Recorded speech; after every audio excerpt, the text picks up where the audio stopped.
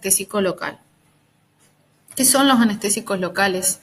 Son sustancias químicas que bloquean la conducción nerviosa de manera específica, temporal y reversible, sin afectar la conciencia del paciente.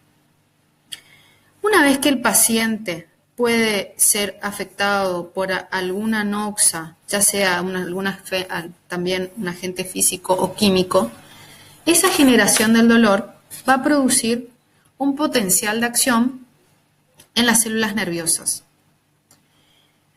Ahí es donde el anestésico local va a ejercer su acción. Actúa sobre los receptores de membrana, provocando un bloqueo de canales de sodio.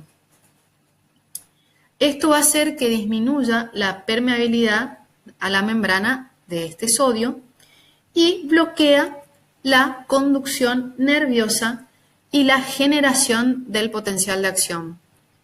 Esto se denomina como inhibición de la despolarización de la membrana, o sea que no se produce el dolor, no llega a la corteza cerebral la respuesta del dolor. Los anestésicos locales pueden tener diferentes clasificaciones. Según su estructura química, está compuesto este anestésico local por un grupo lipófilo, un grupo hidrófilo y una cadena intermedia. Este grupo lipófilo es responsable de la penetración, fijación y actividad del fármaco. El grupo hidrófilo permite llegar a la célula para cumplir su función. La cadena intermedia es la que le separa al grupo lipófilo del hidrófilo y pueden estar formadas por un enlace éster o amida. Esta va a influir en la liposolubilidad, toxicidad y duración de acción. Después también se la clasifica según la estructura química que habíamos hablado en ésteres o amidas. Dentro de los ésteres vamos a encontrar a la procaína y la tetracaína. Dentro de las amidas tenemos también diferentes tipos de anestésicos que son los que utilizamos en odontología porque tienen una menor generación de reacciones adversas. Entonces, dentro de ellos vamos a encontrar a la lidocaína, a la mepivacaína, a la carticaína, que es la que usamos en la clínica, y a la bupivacaína. Luego también vamos a tener otro tipo de clasificación según la velocidad de inicio, que puede ser rápida, media o baja, y según la intensidad anestésica en alta, intermedia y baja. Con respecto a la cronología del bloqueo del dolor, vamos a tener en cuenta que las fibras que van a ser bloqueadas van a ser primero las fibras amialínicas y luego las fibras mielínicas, o sea, de lo más fino a lo más grueso. Las fibras beta van a estar encargadas de generar una vasodilatación, un aumento de la temperatura cutánea, ¿sí? Eso nos va a generar una vez que se introduce y empieza a actuar el anestésico local. Luego, rápidamente, va a actuar sobre las fibras C y las fibras A delta, y se genera una pérdida de la sensación de temperatura y un alivio del dolor.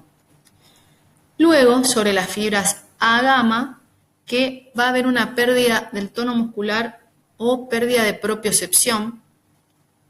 Luego, sobre las fibras A beta, una pérdida de sensación del tacto y presión. Y por último, sobre las fibras A alfa, que ahí tenemos la pérdida de motricidad y propiocepción también.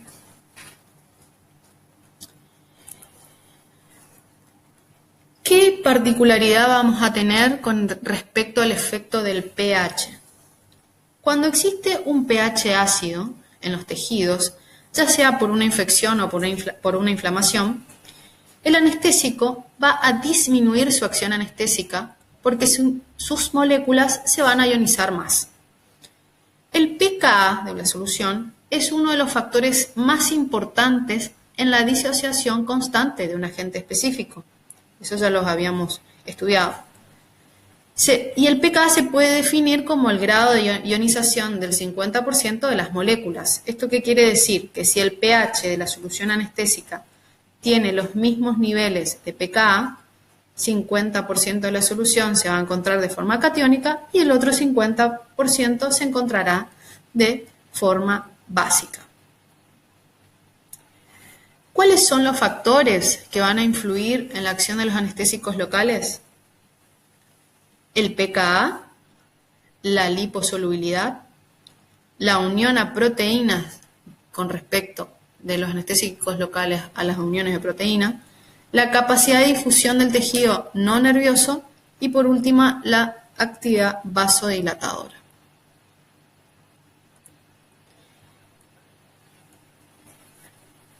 Los vasoconstrictores y los anestésicos locales. ¿Qué relación hay entre los dos? Primero vamos a hablar de la función de los vasoconstrictores, ¿sí?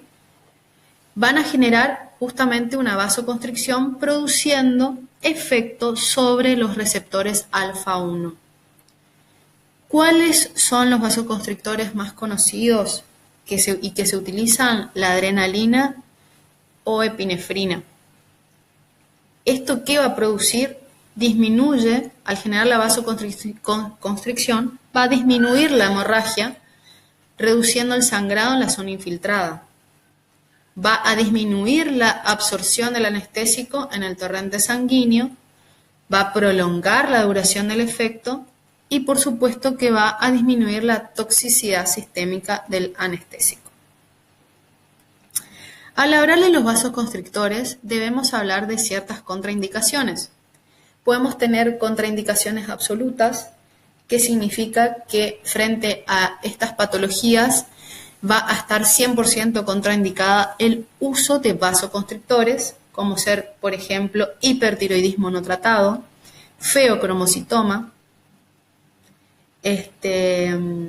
hipertensión incontrolada, que significa que el paciente no esté medicado, arritmias refractarias, infarto de miocardio reciente, angina inestable, insuficiencia cardíaca congestiva no tratada, diabetes no tratada. ¿Por qué hablamos de ciertas contraindicaciones tanto absolutas y otras relativas? Una contraindicación relativa puede ser el hipotiroidismo, la hipertensión controlada, por ejemplo, porque tendemos a confundir, ¿sí? Lo que tenemos que tener en cuenta es que a estos vasoconstrictores también, al ser introducido a través del anestubo,